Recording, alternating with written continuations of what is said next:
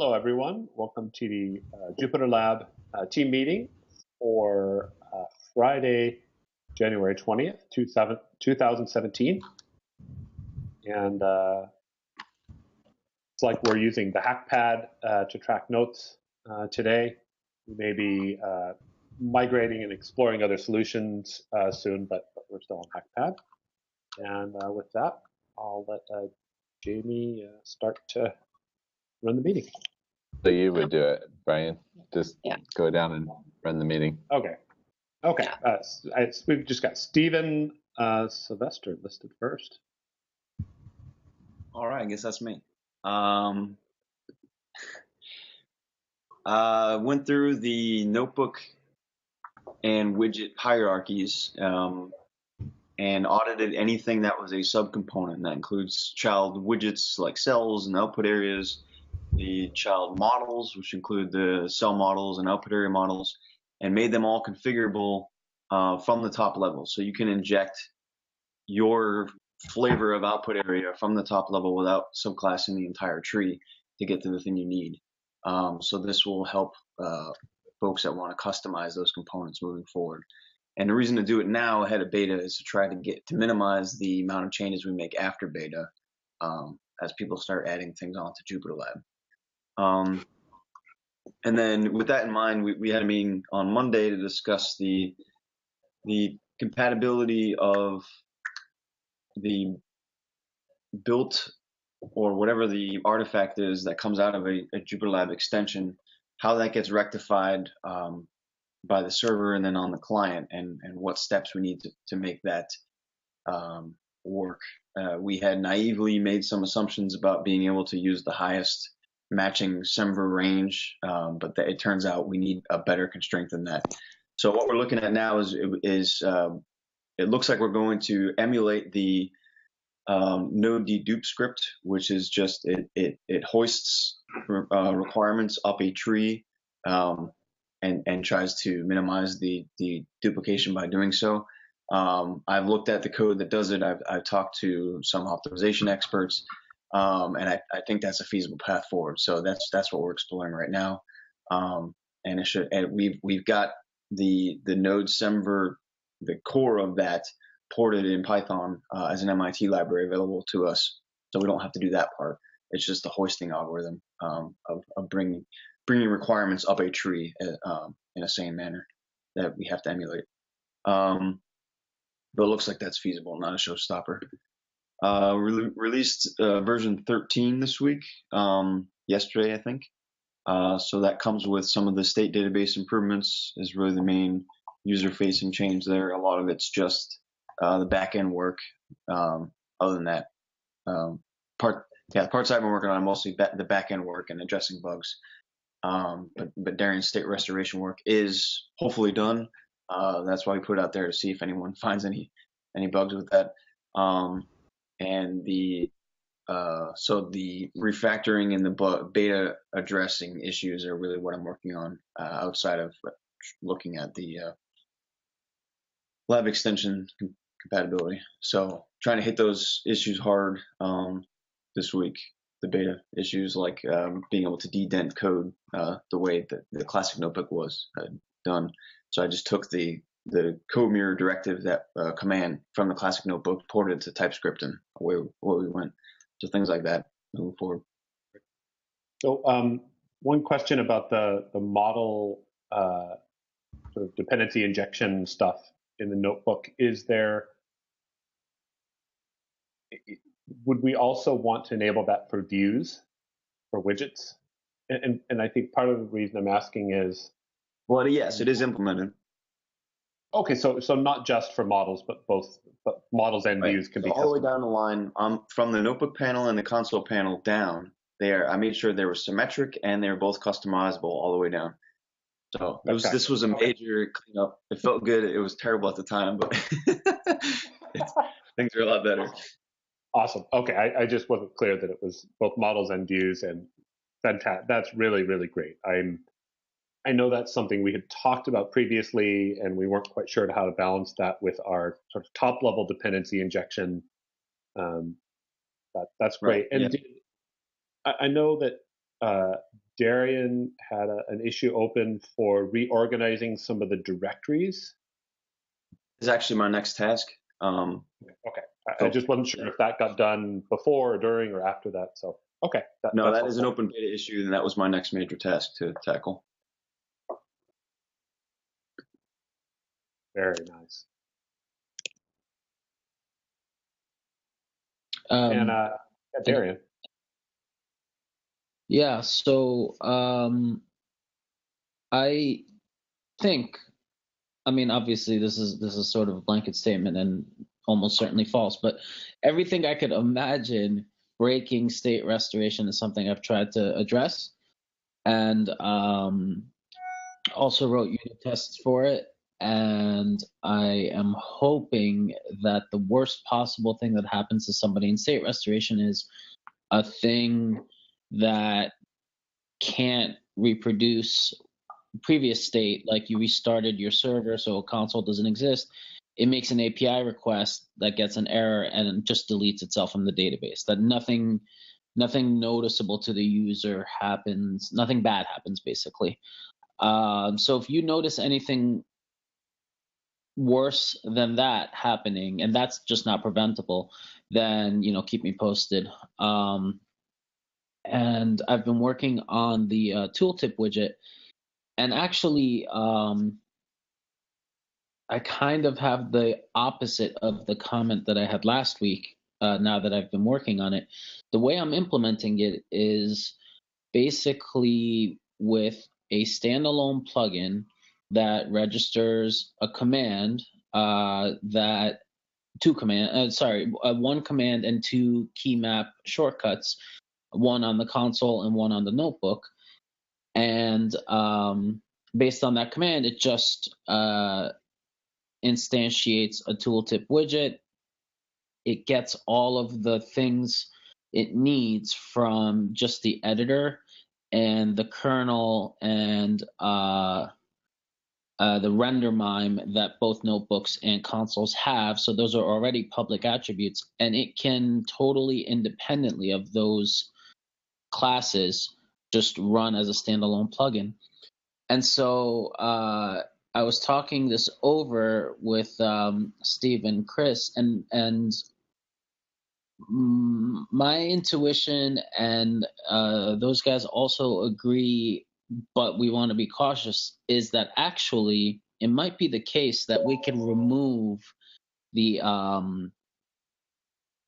completion request signal from the abstract editor and implement completer exactly the same way as this Tooltip widget, as just a command. And in fact, that makes it much easier for somebody to change a keyboard shortcut that brings up a completer, and it makes it easier for somebody who wants to use a different completer but maybe still wants to use code mirror or whatever. Like, it actually decouples them. They're already fairly decoupled, but it could decouple them even more. I don't want to 100% say that's the future, that's the path forward, because I'm not done with the Tooltip widget. But I think if it comes out as clean as it looks, and it doesn't have any weird sort of interaction that I haven't yet foreseen, I think that that's a good model for the completer. I don't think anything else is quite analogous in the same way. So the other thing you could imagine maybe wanting to do something like this with is the inspector, but the inspector is actually passive. It's this thing where you open up, and if it happens to be open as you're typing, things happen in there. So it's not really analogous to, we'll just add a keyboard shortcut and a command. So I think inspector will probably remain the way it is. But I think if this works out, we can have tooltips and we can have completers be standalone things, and we could remove something from the abstract editor. So whereas last week I was saying, maybe we need something for tooltips in the abstract editor, now I'm actually saying, no, maybe we can pare it down even more than it is. So that's where I am right now. Hopefully next week we'll have the Tooltip widget merged in and people can play with it and see what they think of it. I'm still not convinced that everyone will love it, because when we had something like it earlier, people didn't love it. But we'll see. Okay. And that's it for me this week. Well, to be fair, the one we had earlier was auto shown as opposed to being summoned. No, you're totally right. That's true. That's true. Yeah. Last week or whenever we were talking about this, we mentioned that, oh, it wouldn't be too bad to put it in because the completion's already there. I like this new approach of saying, well, it's working fine with outside, so why don't we take completion out as well? Yeah. No, I actually think that until I was in the middle of it, I didn't see that. But now that I've seen it, it can't be unseen. Like, it just seems like, oh no, why don't we make the base thing as simple as possible? Yeah. I think one thing that's encouraging is that the APIs we have on the editor and all that, the public APIs are sufficient for a plugin to do something like this as a completely independent, separate plugin. That's a good sign that we're doing well on those lower level APIs. Yeah. No, I think it's promising. Yeah. So I will also. I think I should see Cameron today, and I'll ping him on the tooltip to see if he wants to do a design pass on that, if he has any ideas. But this is fantastic. Thanks for working on it. Cool. Great. And Ian. So I've been finishing, or at least getting closer to finishing up with a Google Drive Contents Manager, and there's a few outstanding issues on getting that finished, but I would say it's in a usable state at this point. There's an unfortunate amount of communication with the server in order to get it to work, because all the Contents Manager functions are based on the path on the server, which is not how Google Drive represents which is not how it represents the locations of its files. It represents them as unique file hashes. So you have to do a fair amount of pinging back and forth in order to actually get a handle on the right file. But that being said, it more or less works and is usable. So because Google Drive is based on sort of opaque UUIDs, where are you storing the mapping between those UUIDs and file names in another like document or something? Or so that would be one way of speeding this up and reducing the amount of server communication. Would be to cache that information somewhere. Right now, I'm not doing that, so it's just sort of reconstructing that information every time you need it. So that would be one obvious way of trying to cut down on the amount of communication. Okay. Yeah. So you that's right. So Google Drive has a notion of directories and paths and stuff, but that's separate from the UUIDs. Yeah, it's separate from the API. The API is all based on the UUIDs, and and the directory structure is really just sort of a view on top of that. Okay. So, but with that working, it's basically to the point where you can upload a notebook to Drive, or create a new one to Drive, and then collaborate on it with two people. So that's it's definitely brittle at the moment, but working. And the other thing that I've been working on this week is getting the appropriate signals hooked up to have collaborators joining and leaving, and have that be up to date across all the clients. And as well as the idea here being to also communicate where the collaborator's cursor is in the document, and then once that's working, try to figure out some way of representing that cursor, which is not the user's cursor. Yeah. So that's a work in progress at the moment. Fantastic. That's really exciting.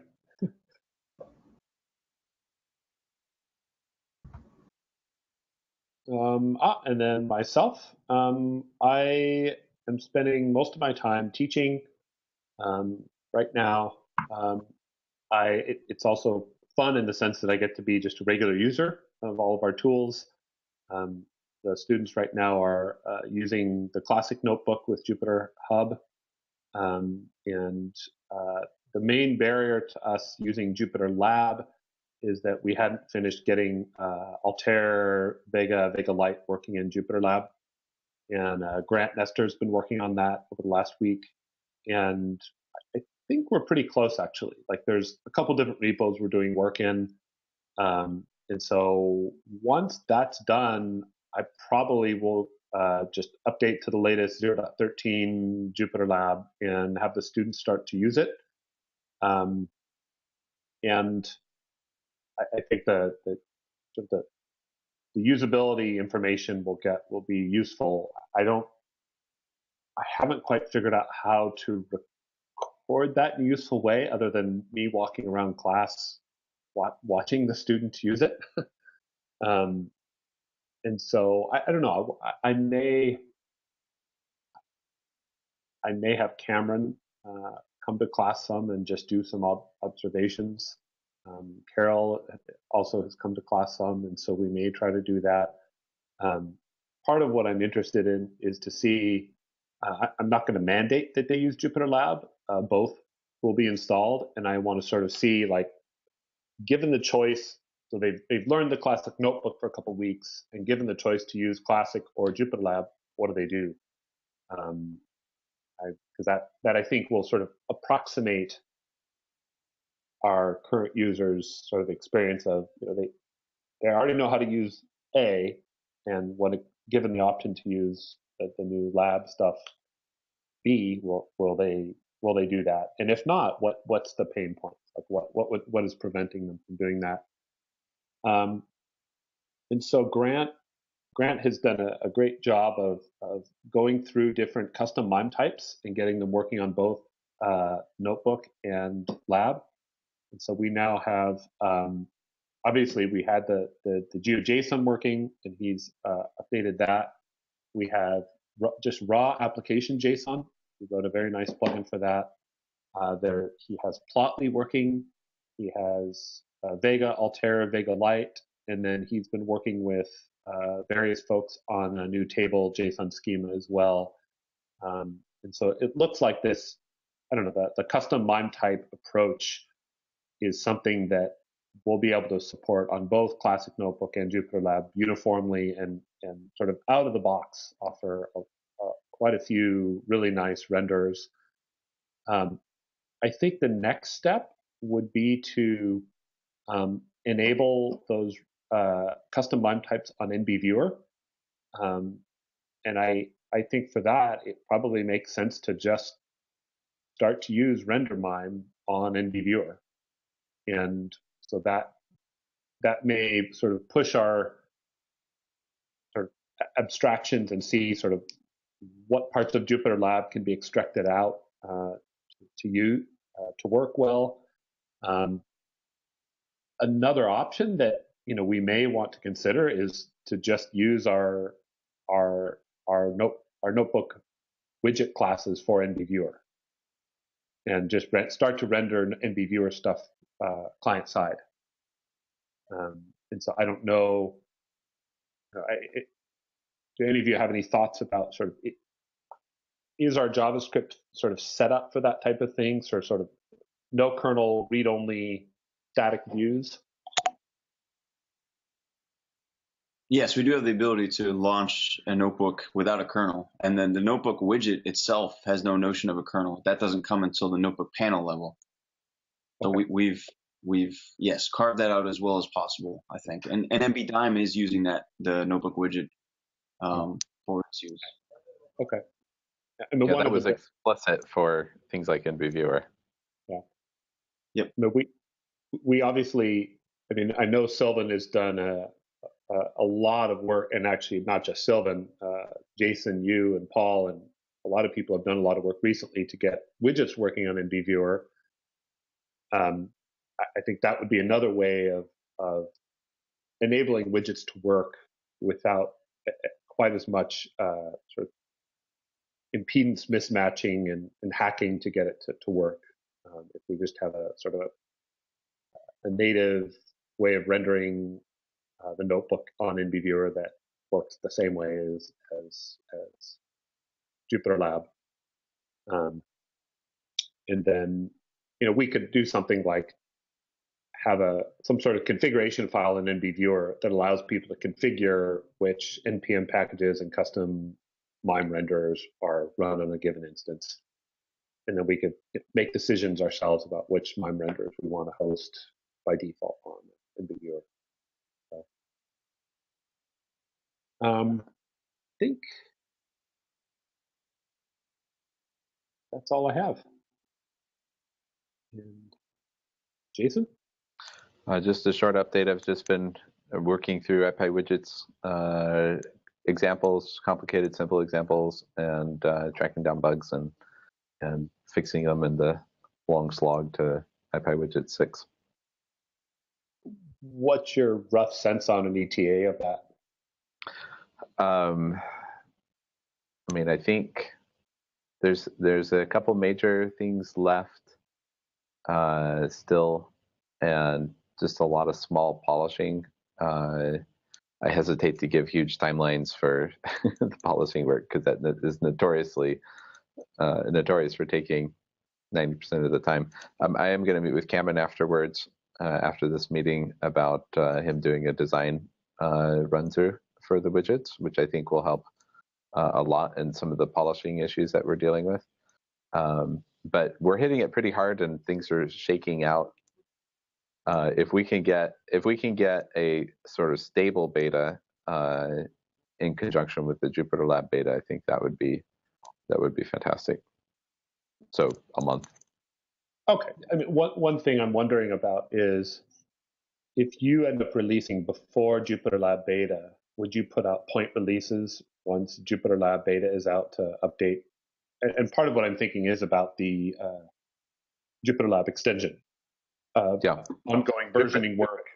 Yeah, the JupyterLab extension is totally separate from the IPyWidgets, which is separate from the JavaScript, et cetera. So the JupyterLab extension right now is in 0.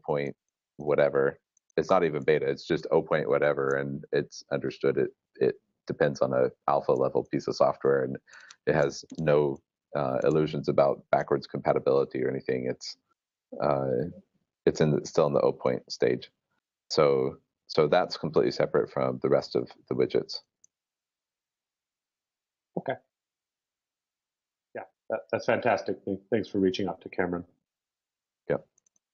But thanks everyone else. I'm really excited about seeing the work that Steve, you did, and the work that Darian, you've been doing. I sort of stepped out of JupyterLab for a little bit to concentrate a lot on IPyWidgets, but as things are settling down there, I'm pushing back into JupyterLab, at least make sure widgets are working well and stuff. And I'm excited to see some of the stuff you guys have been doing. Yeah. And Ian, you too. I'm excited to see that as soon as it comes out. Yeah. And then I know Jamie and Chris, you don't have anything listed in the document, but is there anything you wanted to share with us? I do have a question about some of the work that I'm doing in GitHub projects. So currently I'm keeping like a master calendar at the org level in the Jupyter org.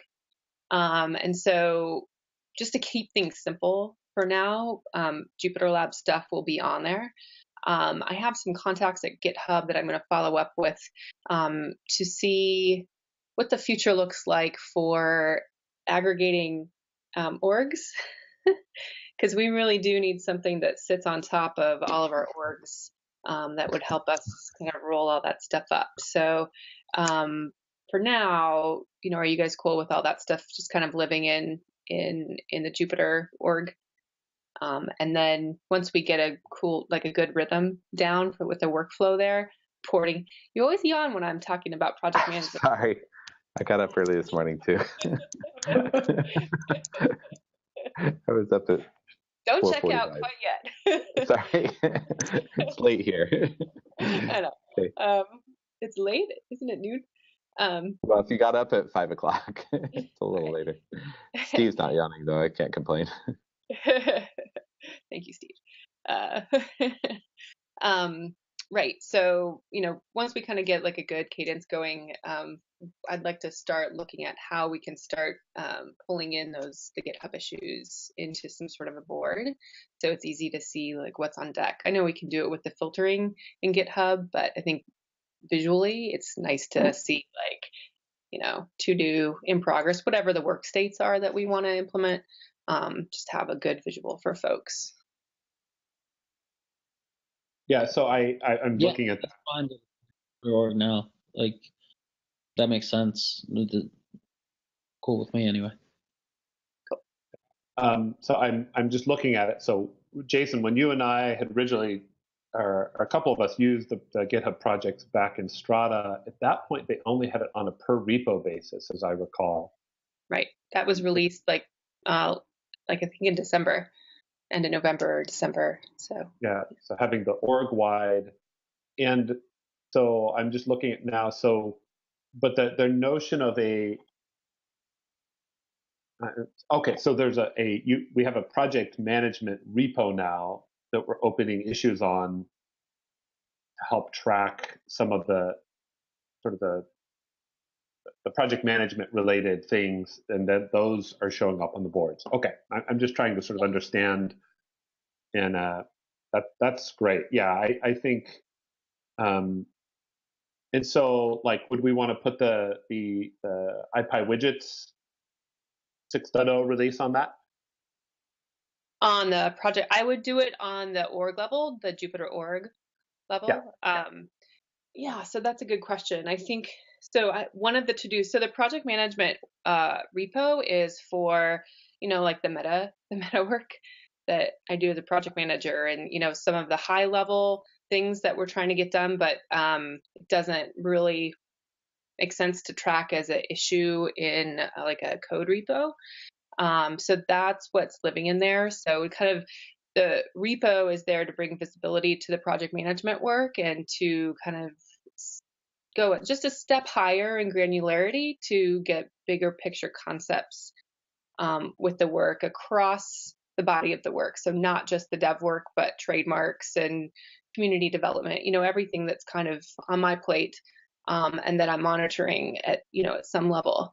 What I would like to do is for the development work, have boards where we have some sort of software development workflow that we define, whether it's agile, some flavor of agile or something new we want to come up with. But just to help people, this is, to help folks on the team here see what's going on with the project, but also help the larger community see where they can step in if, we want to develop that like contributor pipeline or funnel or whatever we want to call it, kind of throw them a bone and see like, here's all the stuff that we're working on. And these are the things that you can, help us out with.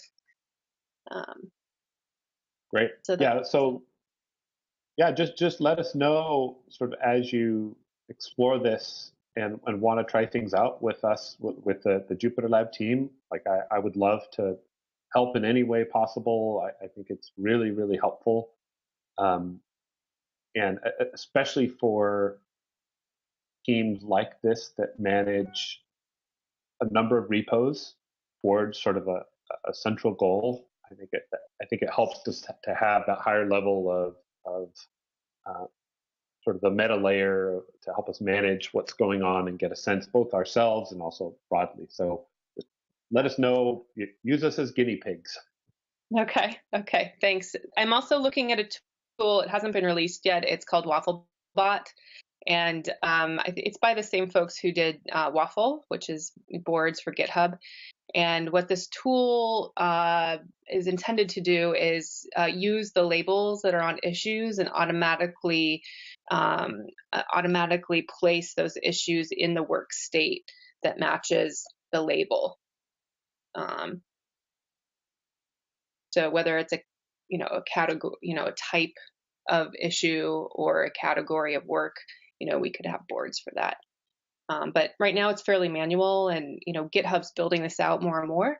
And I'm trying to kind of be on the edge of their development and also be willing to be a guinea pig for them, trying different stuff. So is the are the projects exposed to the API? Oh yeah, okay. Are the boards exposed to the API? I think so. I haven't tried that out yet. Issues? Okay. Yeah, I think that's probably what the Waffle bot might do, interact with the API and then push into the boards. I've worked with the GitHub API quite a bit, not on this project, but right now I'm just trying to use the existing tools in there. But yeah, the API is pretty great. It's pretty extensive. Great. Thanks for updating us on that. It's Sure. fantastic. Sure. And Chris, anything on your side?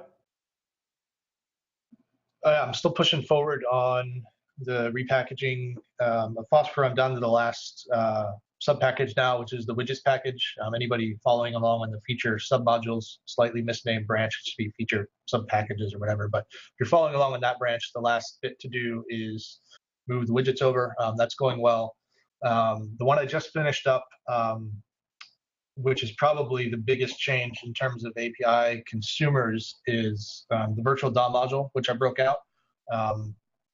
Doing this work, I've enabled strict null checks in the TypeScript compiler, which is actually a big boon to correctness and productivity. So now you don't have to guess whether somebody's going to pass you a null parameter or not. The compiler guarantees that they don't, unless you actually want them to, and then forces you to check if it's null if you allow them to pass a null argument in.